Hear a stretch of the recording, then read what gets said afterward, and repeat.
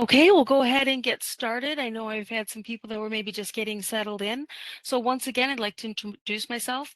My name is Leanne Foster, and I am a provider outreach and education specialist here at WPS. I'd like to thank you all for attending today and hope you're doing well. So today is the first in our two-part series on advanced primary care management. So this is the Summer E&M Road Trip, Fueling Your APCM Knowledge. As I said, it's part one of today's session is going to focus on the core knowledge that you are going to need about APCM. Feel free to ask any questions that you have, but we're going to cover APCM to help provide you with a better understanding of the service in general.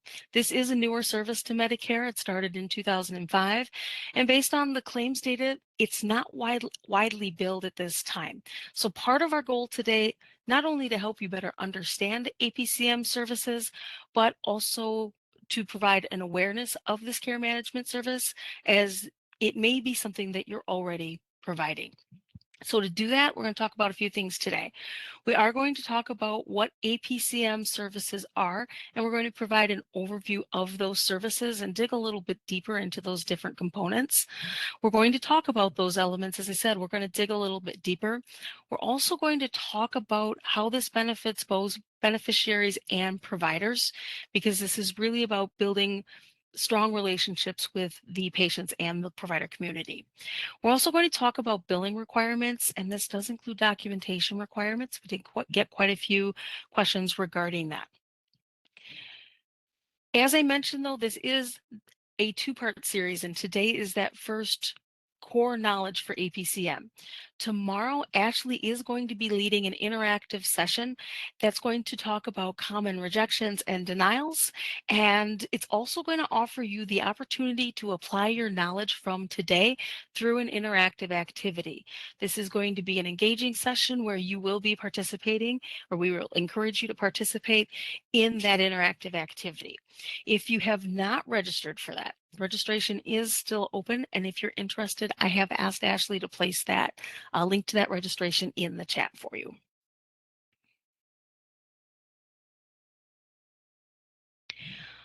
So I want to start with just an overview of APCM. As I said, this is something that is being utilized, it is being built, but not widely. So we want to make sure that we're providing that awareness. So in the 2025 final rule, CMS finalized a proposal to establish coding and payment for what is APCM, or Advanced Primary Care Services. This is intended as another way to improve and strengthen primary care through establishing, again, those long-term relationships between providers and beneficiaries and those patients, with the goal of improving their access to healthcare and improving their healthcare outcomes. So APCM is a bundled payment model that combines multiple care management and technology-based services into a single monthly payment. Now, that's going to seem duplicative, but we're going to talk through how it's a little bit different than those services that it combines later on in the session today. So billing for this service is monthly, and it's once per patient per calendar month. We'll talk about that more as well. The services are can be provided by clinical staff under a physician or qualified professional or another non-physician practitioner's direction. And they're also going to be following a comprehensive care management plan that is part of the APC benefit. And we'll talk about that. But advanced primary care services, as I said, they combined several existing care management services, and they include principal care management, transitional care management, and chronic care management. You may already be billing patients for CCM, PCM, and TCM individually, but they are also time-based codes, and we'll talk about that a little bit. APCM is not a time-based code.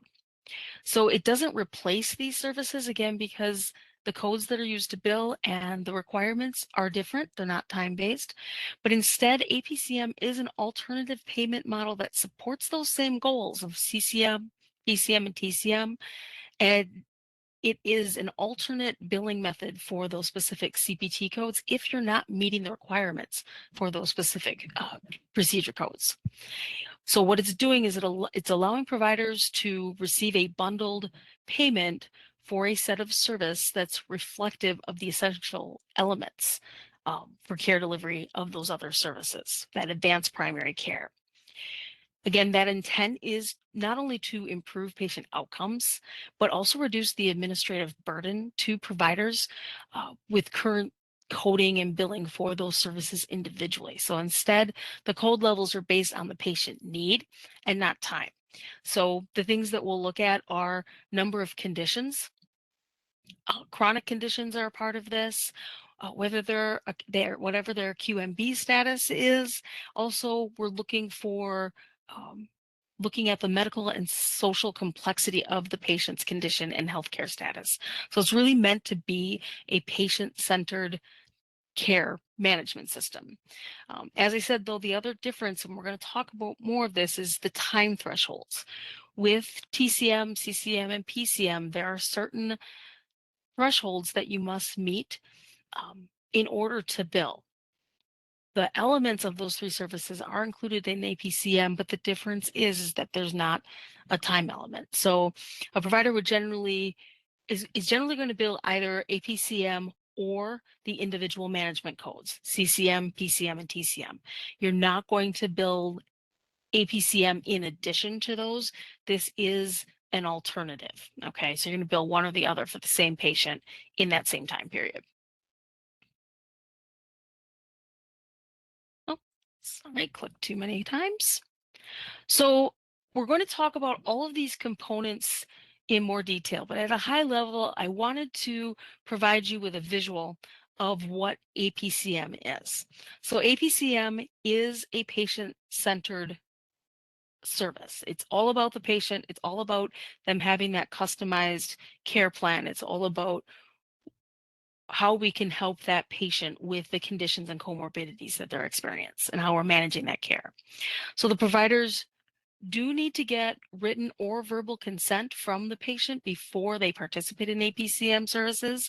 So this is not something that you're going to make a decision. I didn't meet the thresholds for CCM, TCM, and PCM. I'm going to bill APCM. It is a conscious decision and the patient needs to be aware of that. We are going to talk about the components of that patient consent later on.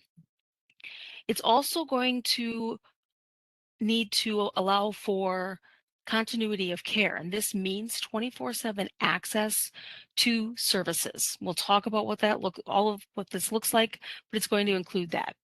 There is an initiating visit that must be conducted, and it is something that is paid separately for new patients. Also, the providers that are providing the APCM are going to need to create the comprehensive care plan for the patient, and this is going to include any care management services and care coordination between healthcare providers and various settings. So they may be seeing providers of other specialties. They may have just other services that they're receiving at other facilities, and care coordination is a part of that. It's not much different than, say, TCM. APCM is also something that's going to require the enhanced communication opportunities. Could be extended office hours. It could be that they're able to access something differently in a portal, and we'll talk through all of that. Also, APCM has a couple of performance management items. So there's going to be a population level management, which means you're looking for gaps in care. You're assessing the patients that are receiving APCM.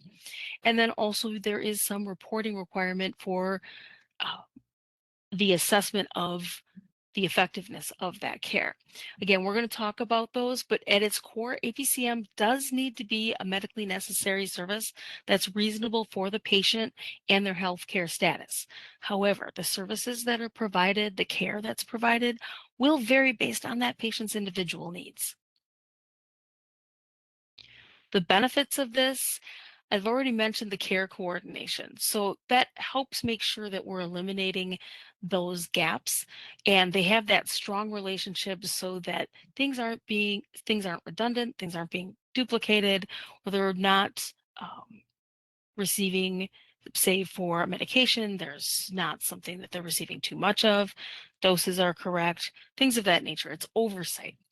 Again, it is going to be individualized patient care, and it is something that is highly dependent on the patient's care plan, what their conditions are, and what those comorbidities are. But ultimately, it is meant to enhance patient outcomes.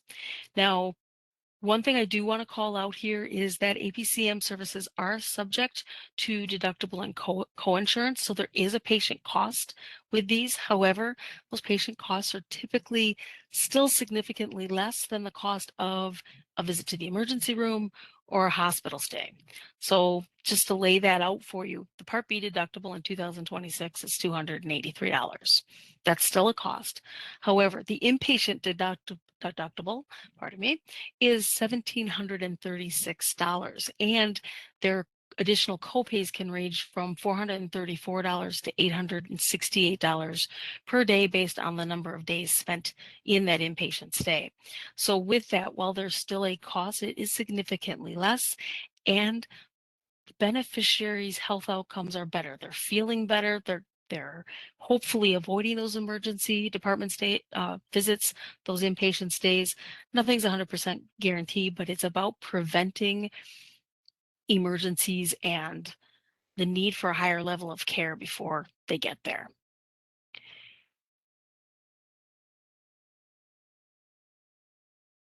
So this approach is going to, as I said, it can reduce those gaps in care for the patient, but it's also intended to be more proactive than reactive. It's also going to offer a simplified billing and documentation process for the providers because it's bundling multiple elements and it is not time-based. So it's about the services that you are providing to them.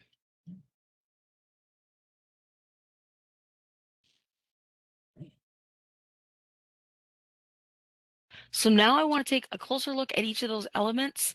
As a reminder, again, we talked about it, but again, the elements of APCM include other care management services. And again, as I said, you're not going to bill for TCM, PCM, CCM, and APCM, but you may be providing elements of TCM, PCM, CCM. Maybe you can't bill for those individually because you're not meeting those thresholds, but you may be able to bill for APCM.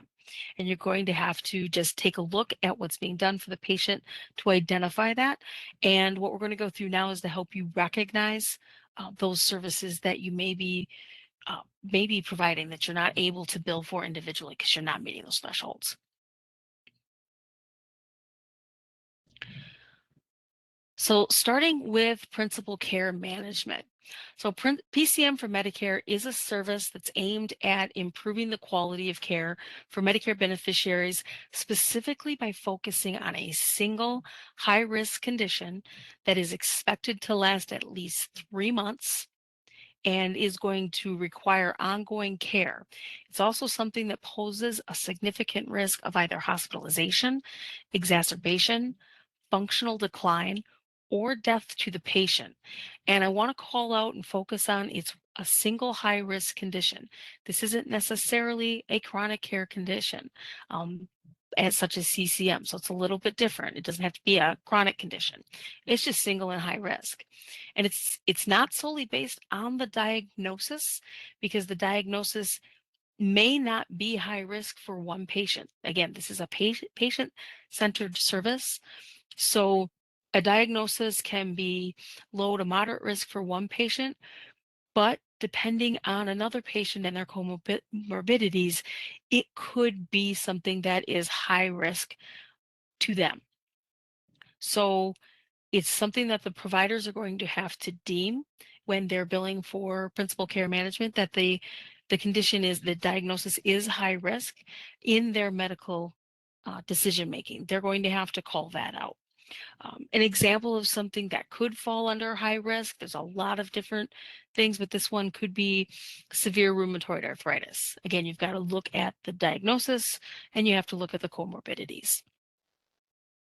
So if you're billing for principal care management, you're using a different set of codes than you would for APCM. You are using codes 99424 through 99427. These codes are going to vary, and 99242 is for the first 30 minutes.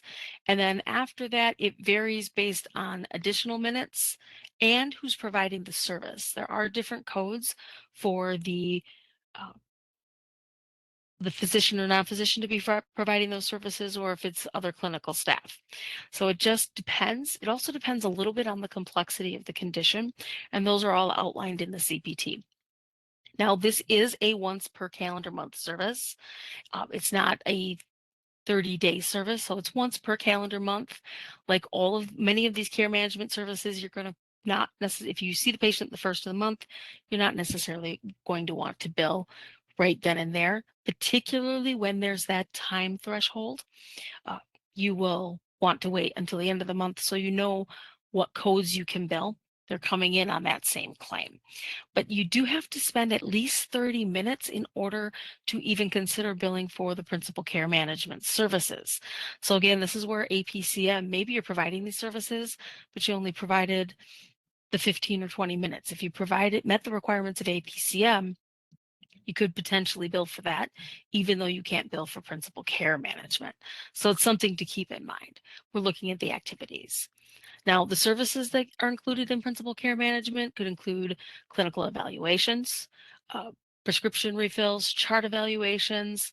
There's ongoing communication and some care coordination between providers that are involved in the patient's care as well. This is a high level, and as we go through these, they're going to be high level. You're going to notice that I've asked Ashley to place into the chat some additional information that we have on these care management services. So if you're looking for a deeper dive, certainly feel free to go out and look at those. The next service that's part of APCM is transitional care management. So TCM for Medicare focuses on helping the patients transition from an inpatient facility, so think hospital, skilled nursing facility, rehab center, back into their home, wherever that happens to be. So back into their community. Its aim is to prevent complications and reduce readmissions to the hospital and ensuring continuity of care after that inpatient stay. So it begins the date of discharge and it continues through the 30th day. So this one's a little bit different. It is not a calendar month. It's also something that is only for those 30 days post-discharge. It's not something that's going to recur in the months after that. So again, there's a difference in those thresholds.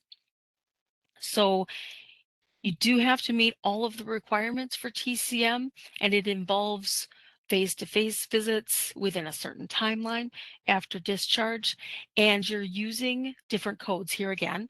You're using 99495 and 99496, and it is based on the level of medical decision-making, or MDM, that's involved in that care. So again, you may not meet all of these requirements. Maybe something didn't happen in the 30th day, but you're helping with that transition. It is possible, because of that coordination of care element, you are meeting the requirements for APCM. And while you may not be able to bill for transitional care management, you might be able to bill for APCM. This is another instance, I have asked Ashley to place a link into the chat of a recording of an event that we did last year.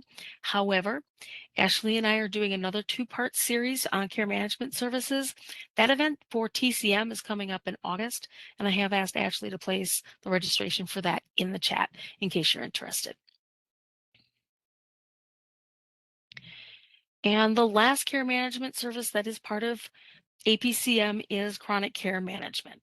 And CCM is a service that helps Medicare beneficiaries with chronic conditions, which is receive that continuous coordination of care in order to manage that chronic condition. So things that happen here are regular check-ins, again, that care coordination, could be patient education. For instance, diabetes is typically a common diagnosis for CCM patients. So they may be doing patient education on how to manage their glucose levels. Maybe there's some nutrition education happen, how to administer their insulin. But CCM is also aimed at improving health outcomes and reduce those hospitalizations, those emergency department visits, and again, intended to support the patients in managing their conditions more effectively, improving their outcome, improving their quality of life while living with the condition. Now, to be eligible for CCM, there are requirements. A patient must have two or more chronic condition, and I want to call out the two. Um, if you have someone that has one chronic care condition, CCM is not something that they're meeting the requirements for. And so then again, APCM may be an option there. Again, it just depends on the patient, their conditions, and the services that are provided. But the chronic condition is a condition that's expected to last at least 3 months or for the remainder of the patient's life. With that, we do get the question I want to address here. Do they have to have the condition for 12 months? They've maybe had that, or it's expected to last at least 12 months. For CCM, you don't have to wait until they've had it with the 12 months. And this is all based on the provider's documentation and their prognosis and their medical decision making. So an example of someone who would qualify for CCM would be a patient, say, that has diabetes and hypertension that have been classified as chronic. Those are two chronic conditions that are expected to last beyond 12 months. And the documentation may show that they've had multiple hospitalizations for heart failure in the past year. These are the kinds of things that would be looked for in that documentation by reviewers for that chronic condition. Now, CCM does again have different codes. It does also have a threshold of at least 20 minutes of care coordination services per month to bill for CCM. Again, it is calendar month. So same thing here.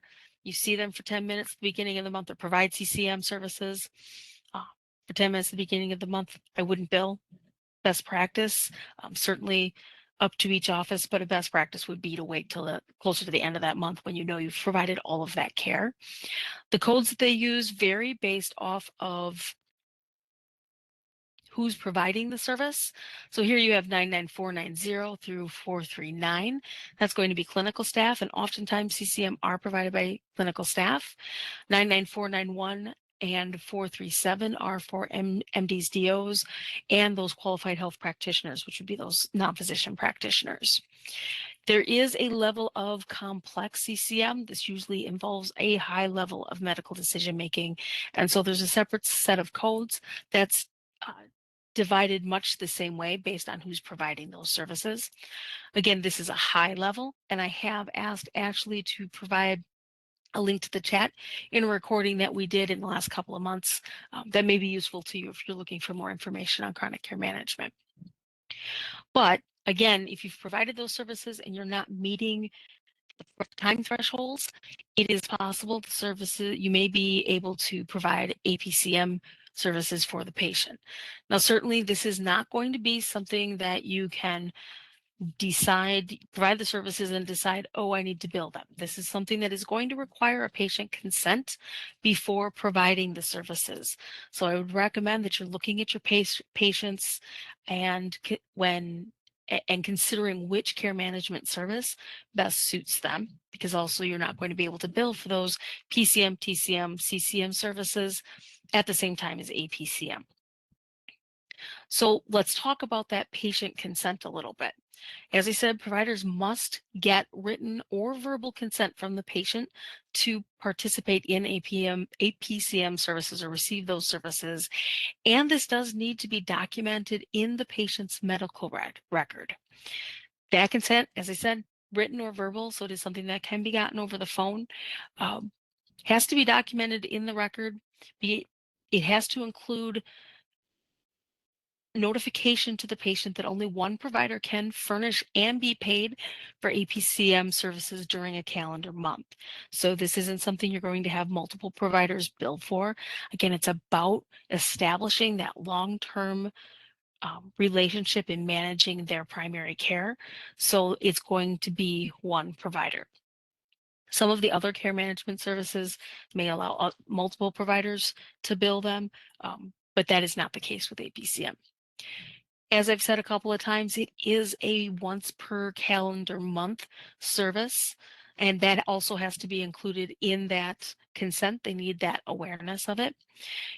You also need to include information notifying them that They can choose to stop APCM services at any time. If they decide this is not for them, it's not something they want to do, they can stop that at any time. They have that right. They need to know that. You also need to call out cost sharing applies.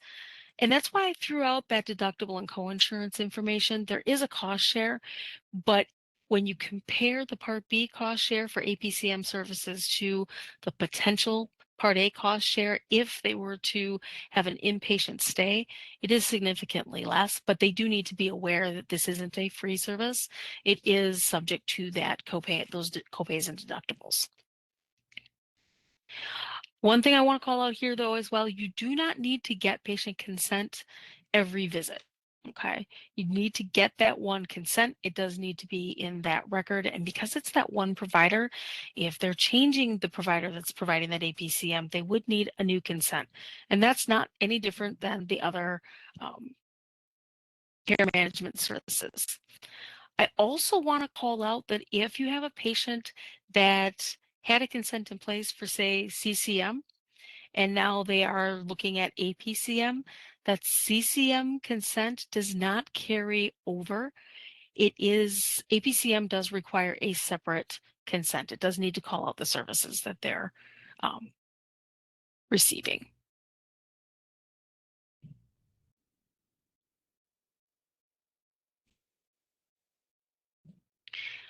So all new patients that are going to participate in APCM services do need to have an initiating visit before APCM services can begin. So new is defined as a patient that has not been seen by the billing practitioner in the past 3 years. That initiating visit must be conducted, but it is also paid separately for new patients. And you'd use typically your new patient E&M office codes, or you would use those codes. Uh, the visit is not required if that provider has, in that same practice, has seen the patient in the past 3 years. At that point, they're an established patient. Um,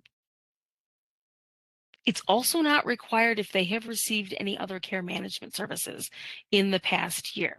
So the codes that would qualify would be those established E&M codes, the 99212 through 215, the TCM codes that we talked about.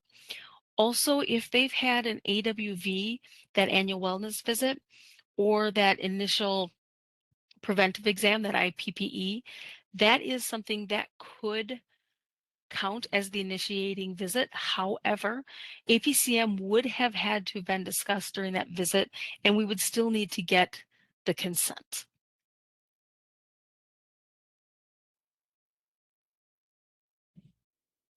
Another big part of APCM services, um, again, with that focus of improved access for patients that have agreed to these services, it does require that there must be a 24/7 access to care. It's for that continuity of care. Doesn't necessarily mean it's an office visit, but that access includes a couple of things. It does need to allow access to the provider or member of their care team, because oftentimes auxiliary staff are involved in APCM, and we'll talk about who can provide those and who can be included in that. But they need access to that care team, both the patients and the caregivers, if with urgent needs. They're going to need that access. Remember, the idea here is to reduce the frequency of emergency department visits and hospitalizations. So this is going to be their first stop necessarily before running to the ER.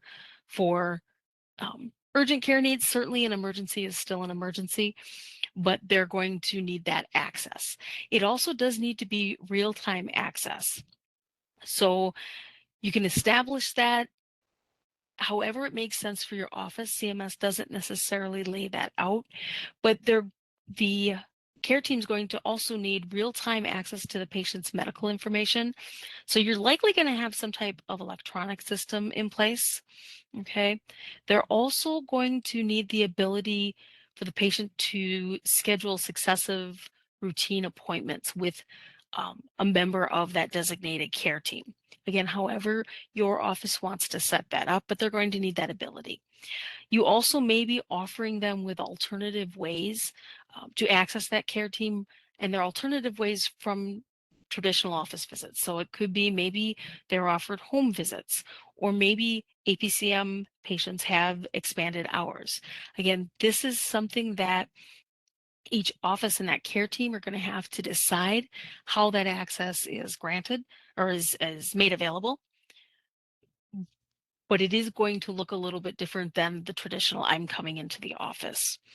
Now, we get this question with CCM, and it does apply with APCM as well, answering services. That's not necessarily something that's not allowed. CMS doesn't strictly call that out. However, they need that immediate access. So that answering service would need instructions on how to handle patients that are participating in APCM to get them to the care team and get them to that medical record.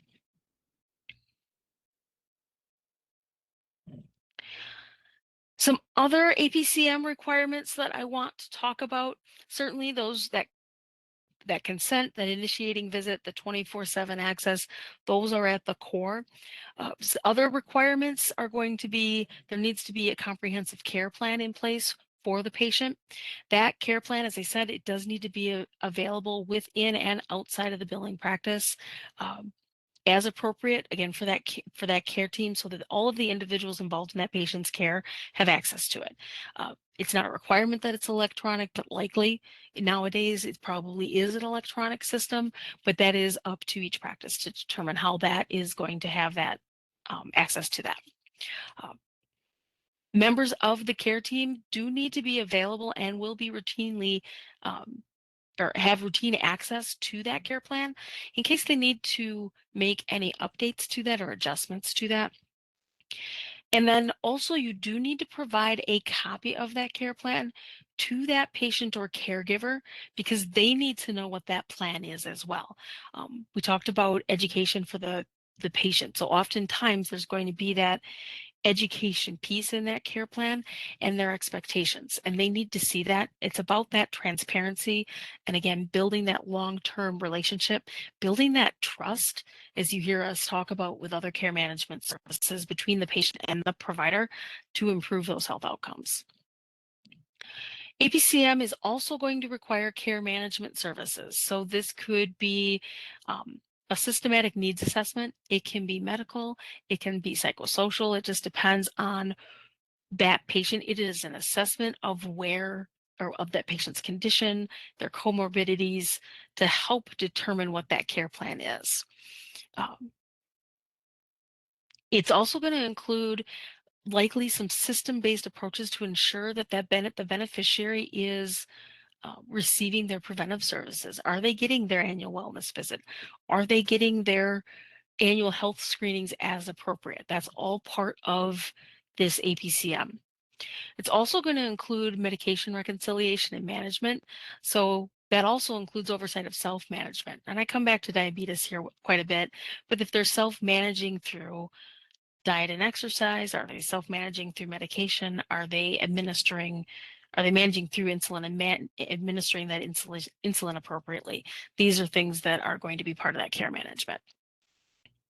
Talked about care coordination between healthcare providers and settings. So managing those referrals to other providers, doing follow-up after an emergency department visit. Certainly we're trying to avoid those, but if they happen, there would be follow-up after that to make sure they have everything they need, make sure nothing else needs to be changed, they don't need any other services.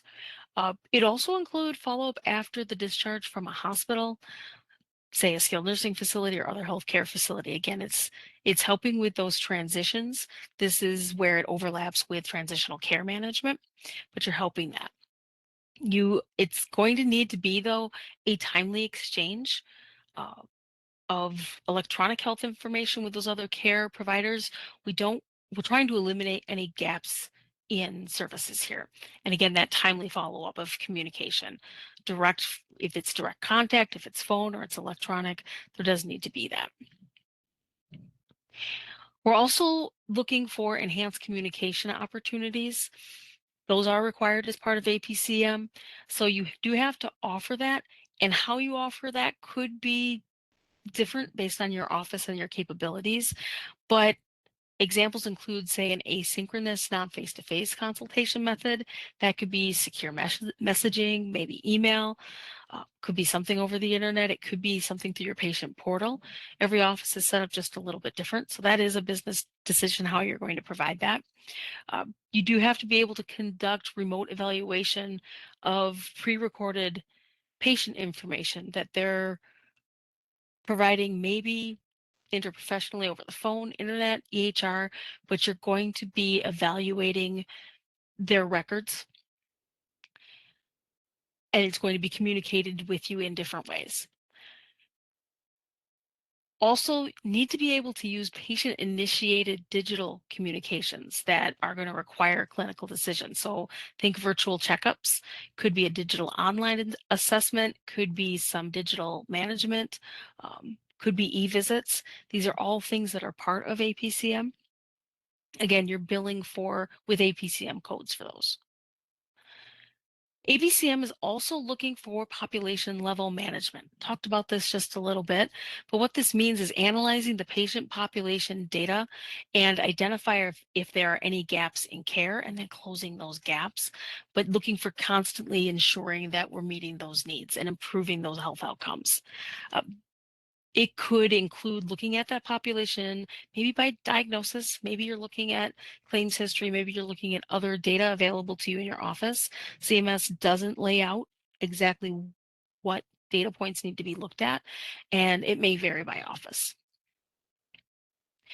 Also includes performance management, and this includes assessment and reporting. So if you're assessing it, you're looking at the quality of the primary care. You want to look at the cost of the care. Uh, are you having meaningful use of a certified EHR technology? And then it's going to be reported through, there's options listed on the CMS website. I'm going to take you out there quick. So here on the CMS website,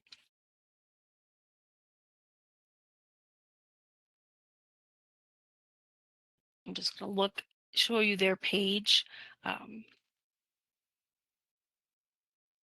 For advanced primary care management.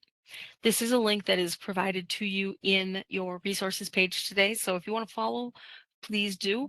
I'm not going to have Ashley put that in the chat, but again, that is in your resource page today.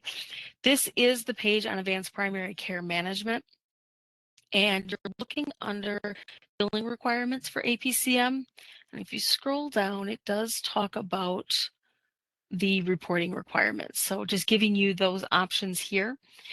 The other thing before I go back into billing requirements is there is an FAQ. Sorry, that jumped. There is an FAQ that talks about these elements as well that you may find useful, and that is also included in your information today. So those are the elements. So if you're meeting the elements, the next thing we want to talk through is how to bill these services. Remember, this is again that bundled service of CCM, TCM, and PCM. So for billing requirements, as I've stated a couple of times, this is a once per calendar month, but it is not time-based. It is based on meeting the requirements of APCM and the services provided for that patient based on what's going on with that patient. So the codes that are going to be used, and we'll go through what they are G0556 through G0558. They, again, not time-based codes, which is different than, say, CCM, which has a minimum of 20 minutes. It's, again, focusing on the patient's specific needs and the complexity of services that are involved with their care management and not the amount of time spent. It is meant to simplify that payment model. And again, you're not billing this in addition to those other elements of APCM. So the first code is G0556. This is going to be provided by clinical staff. So it could be an MD, DO, non-physicians, we're talking PAs, certified nurse specialists, but it is a patient with one chronic condition. CCM, chronic care management, is a patient with two chronic care conditions. This is something that's viable for a patient with one chronic condition. The provider is responsible for the primary care, and they have to be that continuing focal point of care. But those are the requirements for billing G0556. For G0557, it includes the requirements, so that one chronic condition, but here's the real difference. The patient is going to have two chronic conditions. So you still, CCM, maybe they may qualify for that, but again, there is that time threshold that they have to meet. So billing G0557 requires that patient to have at least two chronic conditions, which means it's expected to last at least 12 months or until the patient's death, and it's putting the patient at significant health risks. Okay. Examples, I'll come back to diabetes and heart failure. It could be a multitude of conditions, and again, it's based on what's going on with the patient and their comorbidities, but that's when you would use that G0556, and again, not time-based. The next is G0558. As with 56 and 57, the patient has two or more chronic conditions, meeting those same expectations, but here the patient is also a QMB, meaning they're part of the QMB assistance. So that's that Qualified Medicare Beneficiary Assistance Program. And that's that program that is designed to help low-income Medicare beneficiaries paying for certain Medicare costs. So not a lot of difference here between G0558. It's that QMB component that is really different. And those are the three codes that you're going to bill. And it's going to be one of the three codes. You're not going to bill all three codes.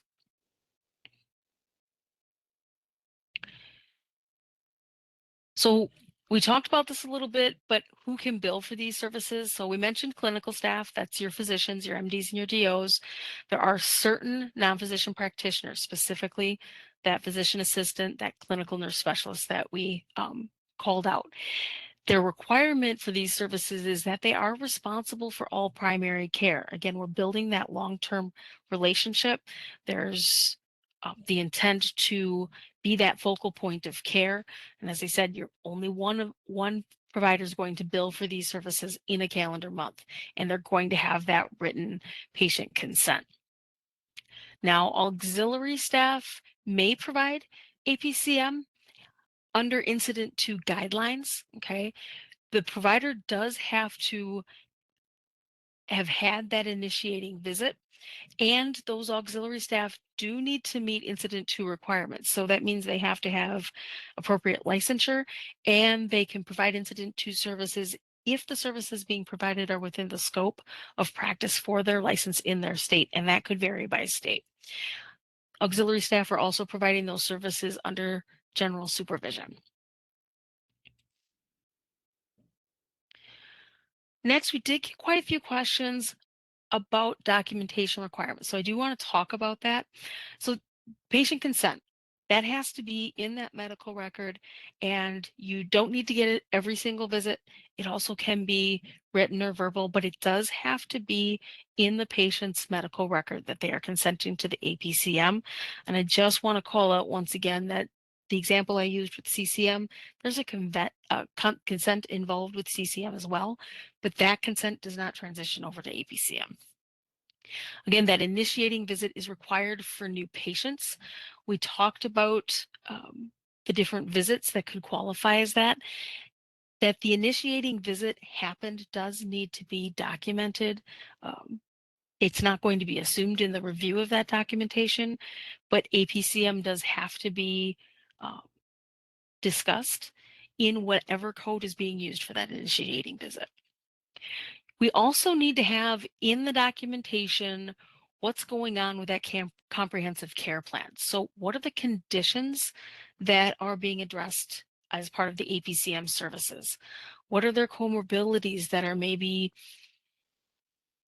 impacting risk factors? We need that information, much like you do with other E&M services. There needs to be that assessment and those conditions listed.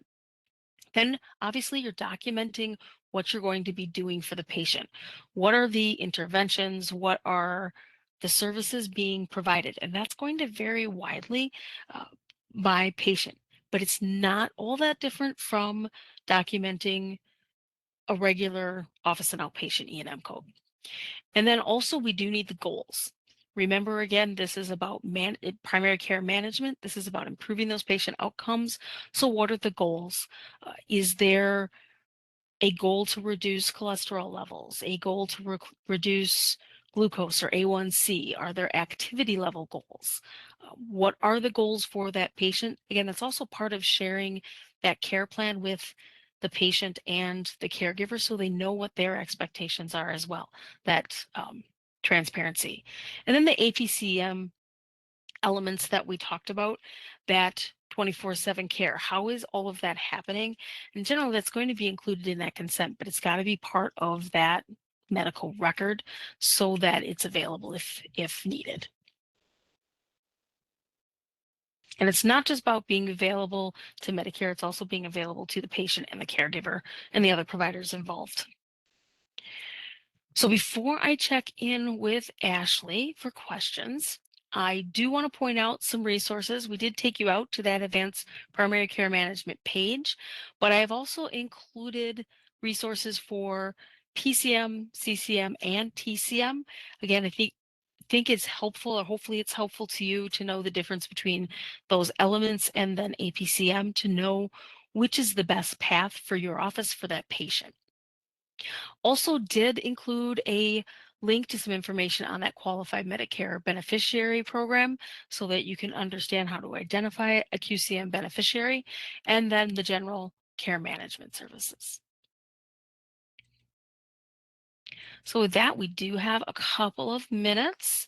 And Ashley, do we have any questions in the chat? Leanne, we do not have any unanswered questions in the chat.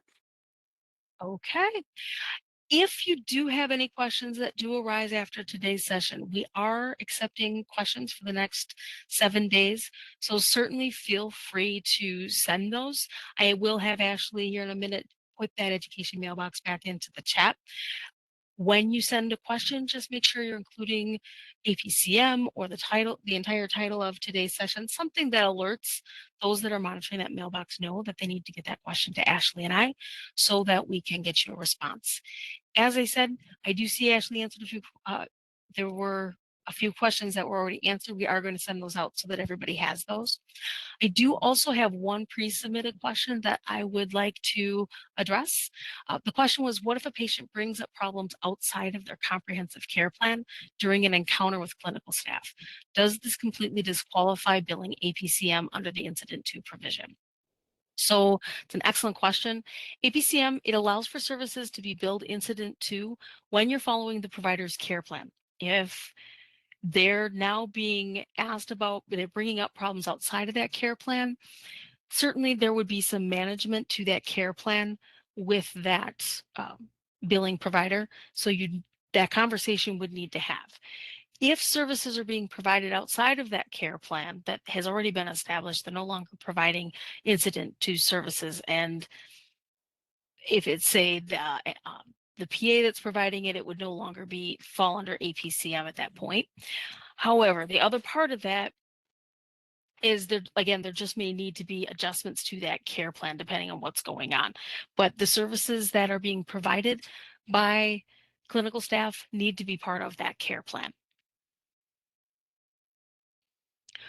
All right, and I'm not seeing any additional questions in the chat, so we will go ahead and make sure we're respectful of everybody's time and wrap up. So again, send your questions if you have them. Next 7 days, we are taking those. In a few minutes, you are going to also receive an email that's thanking you for attending. Don't delete that without taking a look at that. This is going to contain a couple of things. It's going to be your certificate of achievement if you're looking for continuing education credits. We don't issue the continuing education credits, but we do have certificates of achievement that can be submitted to certification and accreditation boards to count towards those. So if you didn't get this, there's a couple of things.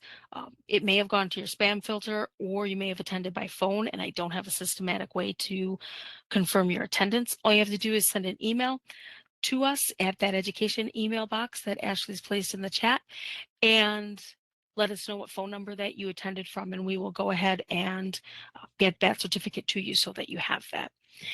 Also in that email, you are going to have an opportunity to provide us with some feedback about today's session that I mentioned earlier. Again, that you can tell us what you thought of today's session, what we did well, what we could do better, maybe what we should continue to do. And also in that comments section that's part of that survey, you can provide us with information on topics that maybe you'd like to see us offer in the future. Your input is critical to what we do. So again, I want to thank you for taking some time to provide us with a little bit of feedback. All the other ways to take that, Ashley has placed a link in the chat. Also, when you leave today's session, you are going to get a pop-up that looks like what you see on your screen. We give you that just so you know it's not malicious, it's not spam, it's not taking you anywhere that you don't want to go. It's just telling you you're leaving our webinar software and you're going directly into CMS software.